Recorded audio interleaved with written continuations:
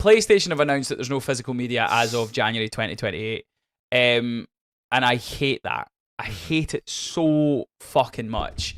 It is so dumb. Now, from a personal point of view, yes, I've bought games digitally, but I mainly get my games from a company called Boomerang Games, which is essentially what Love Film used to be. If you, like me, are a millennial, you remember Love Film was essentially the next stop after Blockbuster shut, after Video Shop shut. You could get, and it's the same like how Netflix started as well.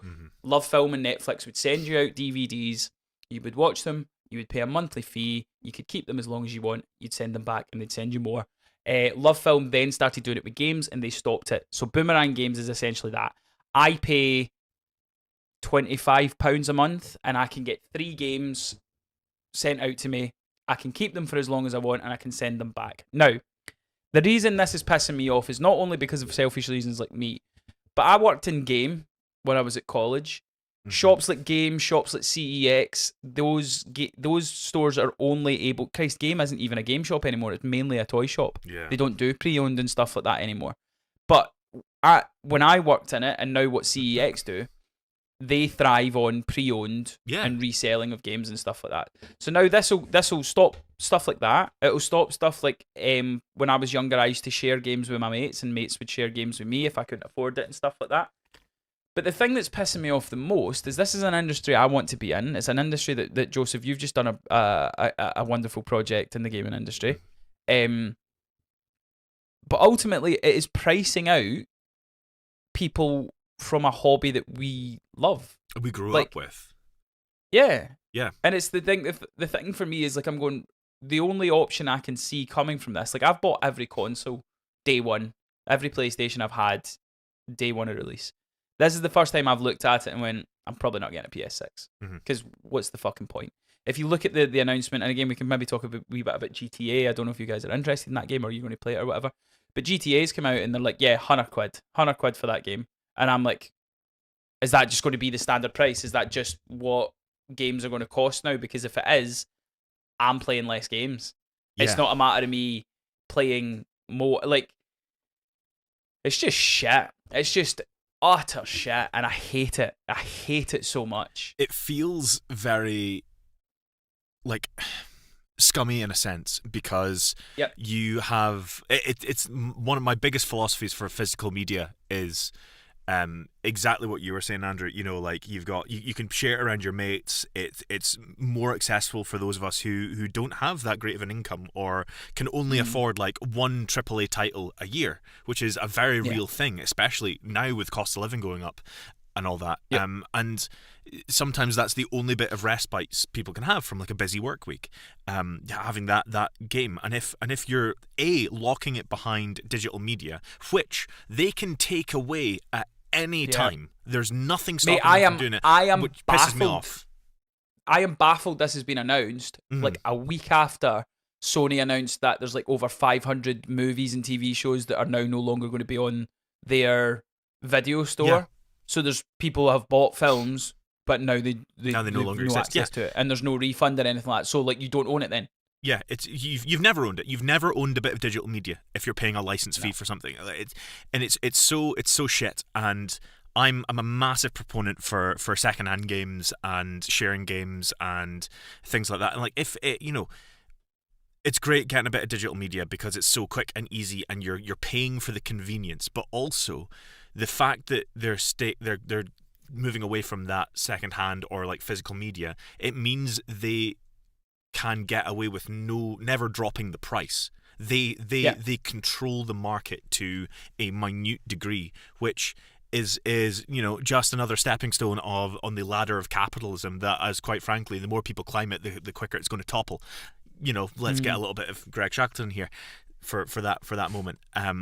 It's fucking bizarre, and I don't understand why they've done it.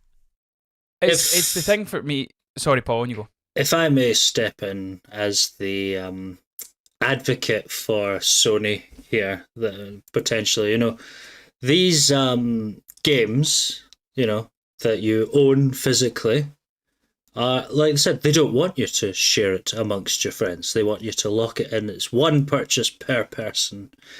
And they think that that's wrong. That what was it? That there's something about I'm sure it's Nintendo. They said it was ownership of their games is something like it's not. Sorry, is something that they're trying to avoid. It's like because it's all just one big sort of shared. They don't see the ownership of games as a priority. Basically, they think it's their property. You are essentially renting it from them, and they're just trying to protect their investment. And this is just, I think, probably a further sign of the times with everything going the way it is. You're going to see less and less physical media and everything, not just games. We've already seen it. DVDs are pretty much a dead industry now. They still make them, but here's my issue with it, right? Here's my issue with it. If you want to take that look that it's like we're going again, like when you consider we've grown up with floppy disks, CDs, MP3 players, VHS, cassettes, mini discs. Yes, exactly. So we've had all these things that were outdated, and then they're like, these are the new thing, right? Digital media has never been hasn't been a beneficial thing for consumers, except from ease of access. Everything so. If you're doing a physical media, if you do Wolverine, for example, September, right? It comes out in physical media, it's a disc, it costs £70. However, if you buy it digitally, because we don't need to manufacture the discs, because we don't need to put working hours into that, you can buy it digitally for £50. That never happened. It was never cheaper to buy digital than it was to do manufacturing of physical media, right? So ultimately what this comes down to, and again, it's we make the jokes that we're not political, it's you can't not be political. Everything in this world is shit just now. It's the rich trying to be richer, it's the rich not earning, we can earn more money, but you don't need any more money. Yeah, but we can though, so we should. It's fucking stupid. That's all it comes down to. You can buy games just now on Amazon for £35, but it's £60 on the PlayStation Network. Now, I'm going in on PlayStation because it's them that's announced it.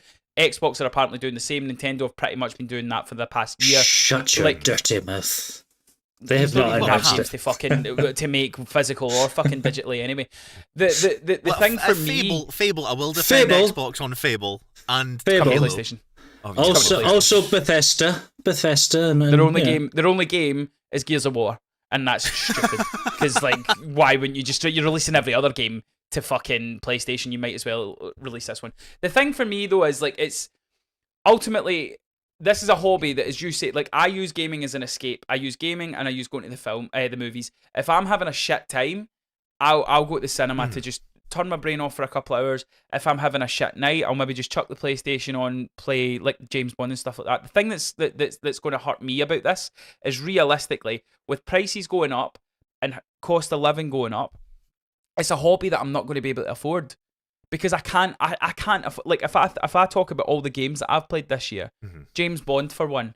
If I knew there's games coming out, so just for instance, this year I knew James Bond, Wolverine, GTA, whatever other game that comes out later in the year, I'm like, right, well, I'm only going to be able to really afford to play one of those games or two of those games. That's it. Yeah. And even if I was to put an olive branch out to PlayStation, they've got PlayStation Premium. They don't put their first party. They don't put Last of Us, Wolverine on that for months. So I don't. I don't get to. I then need to wait. You can get on the upgraded tier, but you've still got to pay a percentage of it as well. But this is it. Is you don't get you're just constantly paying money and stuff like that, and it's just. As I say, there's games that I've got from Boomerang that I would never really have played and ended up loving them, fantastic games and stuff like that. But to me, I'm going, there's no real reason to do this other than greed. Because it's if they turn around and announce, look, we're only going digital, but that allows us to bring the prices of everything down, the console prices are going up. Yeah. From day one. It's the same console I got day one and it's costing me fucking £200 more. Fuck off. The thing that's going to happen is, and my prediction for it is, if they do reduce the price of games, console prices are going to go up. But that also means that developers are not going to earn back as much as they put into it, which means dev times are going to have to cut down and you're going to see a lot more shoddy work because of necessity. You're not going to have these. The only people that are really going to have luxury of time to do it is AAA studios. Maybe potentially due to residuals they're getting off of older games. It's also going to be. I think it's going to be really damaging for the indie game market as well, unless what does happen is this this medium causes AAA studios to really rethink what they're doing and scale back their productions, which means that maybe indie games can take that space, which would be great because there's some fantastic indie games out there that I've been playing recently. Things like Mina the Hollower, beautiful Zelda-like game. It's utterly gorgeous, and I think everyone should play it. But that's only a digital release. You're not going to get a physical media of it, and studios like that will make money back later down the line when they're able to get a digital release, because that, like Hollow Knight, Shovel Knight, things like that, those games will tend to get a physical release maybe like 6 months after the game has come out, because the fans are like, we love this game so much, we want to support you more. And if consoles are not supporting a physical release, that's going to damage those indie studios even more, because they're not going to be getting those. It's like Matt Damon once said about, like, you used to, if you sucked at the box office, you would make your money back on the DVD sales. The DVDs, yeah. So that's exactly what's going to happen with the games industry, unless there's like this renaissance for old school gaming that takes the world by storm that I've been seeing in some places. I mean, there's a company, and it's not even a company. It's the Bram Stoker estate are releasing a Game Boy Color game. Yeah, no, the Bram Stoker estate are releasing a Dracula Game Boy Color game. That's cool. In physical cartridge, Paul. I'm glad I've kept all my. I'm glad I've kept all my. I've got all my Game Boys, all my Pokemon games and stuff like that. Because I tell you something, the price, if physical media doesn't become a thing anymore, the price of them are going to go through the roof. Yeah, retro media is going to spike. Ultimately, I'm going to keep them ultimately, just because I want them and stuff like that. And if I have kids, like. I mean, my pal recently got back into playing his PSP. Shout out to Steph. He got back into playing his PSP, and when I was down in Chester, I saw a PSP in the window of CEX, and I was like, I wonder how much it is. £212. Fucking for hell, a man. PSP. Holy shit. Do you know the scary thing as well? We've already kind of touched on it as well. It's like you never own it. So like if a license goes, cool, it's just it no longer exists. Oh, cool, PlayStation 3, yeah, they you can't play those games anymore. I don't know if you remember it, but the PlayStation when the network crashed, 2011, it was down for like a month. What do you do? Yeah. You couldn't download anything. You couldn't play online. You couldn't access the media that you downloaded to play. Yeah. You could still play your physical media, and then that was. I mean, I was on every night playing Red Dead, scale into the fort in Mexico. What was I going to do in my evenings? Go outside? Fuck that. It's more golf. It's crazy as well. Just like when these licenses go on these even I on my lofty Xbox, I tried to download the Lord of the Rings Lego, and it was just it was gone. It was completely gone because the license was gone. I went to go back. So this was a weird one. I had a hankering to play. Did you ever play Ultimate Alliance? Marvel Ultimate Alliance. No. It's quite a good one. There's like you made a team of 4, and you basically fought through all the villains and whatnot. So they had them on the marketplace, but you couldn't download them. But I was like, I actually have the disc from the 360, so I'll pop that in. Still wouldn't play, even though it's on the network, and it's saying, but there's some weird thing you couldn't download it. They just stop you, even if you had a disc on these consoles. So I totally agree, and I'm wondering if all of this might lead to people dropping Xbox and PlayStation and turn to the Steam machine that might be coming out, if that supports. But it's the price of that's a fucking joke as well, mate. The price of consoles is up at like £900 just now. It's a joke, and this is the thing is like we are gamers. All my pals are gamers and stuff. I know there are people that literally will go out and buy a PlayStation in the next 6 months because GTA is coming out, because they only play GTA. But that's the worrying thing with GTA as well. GTA's announced it's £80. GTA and FIFA. Edition. I think it's like what 150 or 100 and something for the Ultimate Edition, but they're now locking content behind a paywall. So there's only certain shops that you can get if you buy the Ultimate Edition. There's certain cars that you can only get, and again, we've had like all this kind of stuff in gaming for years. But the thing for me, quick game, Andrew. Would you like to? Go on. So you were. It wasn't quite 80 quid. So 69.99, nice, for the standard edition, and 89.99 for the Ultimate Edition. I must be talking about dollars. Sorry. And they are graciously giving you, with the standard edition, you're getting Grand Theft Auto 6. Great start. You're also getting 1 month of GTA Plus, which is a subscription-based thing that auto-renews. Yeah. Just taking money from your wallet. And then you get a Vintage Vice City pack, whatever the fuck that is. And the only thing you're getting with the Ultimate Edition is the Edition Upgrade package, which has a myriad of stuff for you to have, like some signature bikes, a powerful revolver, personal customization options, and it's just like all of this stuff back like 20 years ago, when it would have been the PS3. All of that would have been downloadable content, either for free or for like £5. I mean, if you take a look at like Little Big Planet 2, one of my favorite games of all time, they had so much downloadable content for it, and it was like you're spending like £2 here for another couple of skins, £5 here for a level pack. Yeah. I mean, Minecraft did it as well for the console edition. Shout out to Minecraft. My name's in the credits. You've got you know, like they did the same thing, like little bundles and packs and levels and that for like barely anything, and now, all of that's going. And if they were doing that, you'd like, hey, here's Minecraft, but you can't craft anything until you pay an extra 10 quid for someone else. This is the other concerning thing for me as well, and it's going to be a trend that's going to happen with all games, I think now. GTA 6 is a one-player game. Yep. In 4 to 5 months, when they decide to let GTA Online become a thing, GTA 6 Online become a thing, you're going to need to pay another 50, 60 quid. And that's what you're going to start seeing. You're going to start seeing Call of Duty. Maybe not Call of Duty, because the online, the single player campaigns have been fucking ass for years. But like, you're going to get that game, and then the online, you're going to have to pay an extra 20, 30 quid. And it's just, that's the way it's going to go. They already did it with Red Dead 2, because like Red Dead 2 Online is a separate game that you have to buy. Yeah.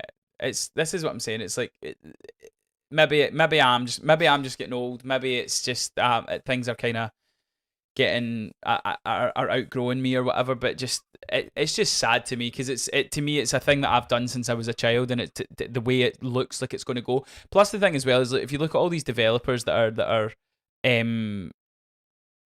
closing down and shutting down, like the Blade game recently that's now apparently that company's going to get shut down, and we're not going to have that game coming out.